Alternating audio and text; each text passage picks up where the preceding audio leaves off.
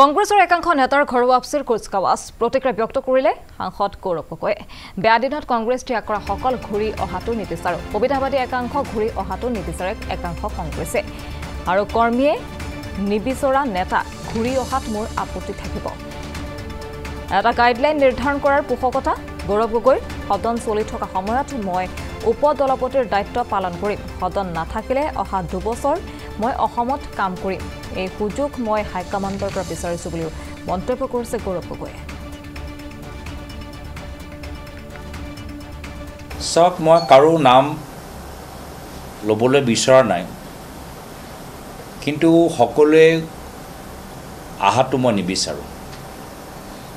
যি সকলে বেয়া দিনত নিজৰ সুবিধা চাই আমাৰ দলটোক ত্যাগ কৰিলে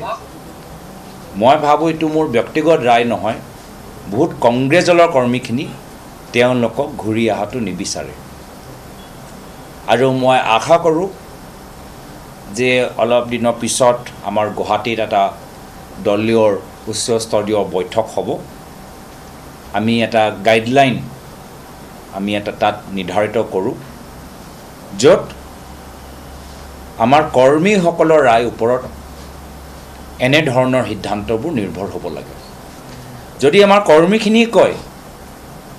যে এজন বিশেষ নেতা ললে তেওঁলোকৰ কোনো আপত্তি নাই দলটো শক্তিশালী হ'ব তেতিয়া মোৰো আপত্তি নাই কিন্তু যদি আমাৰ কৰ্মীখিনিয়ে কয় কি নহয়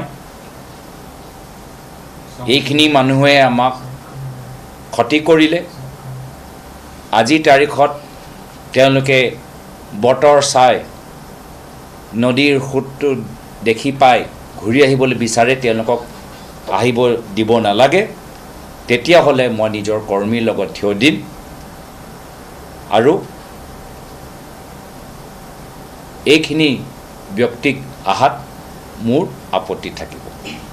মই এতিয়াও আশা কৰো যে যি সময়ত সদন চলি থাকিব সদনৰ ভিতৰত দলে যি দায়িত্ব দিয়ে মই এই দায়িত্বটো পালন কৰি যাম কিন্তু যি সময়ত সদন চলি থকা নাই সেই সময় কিন্তু মোক আহা 2 বছৰলৈকে অসমত কাম কৰা এটা সুযোগ মই দলৰ নেতৃত্ব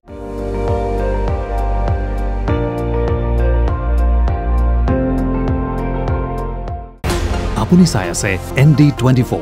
সৰ্বশ্ৰেষ্ঠ নহয় সৰ্বোত্তমৰ দৌৰা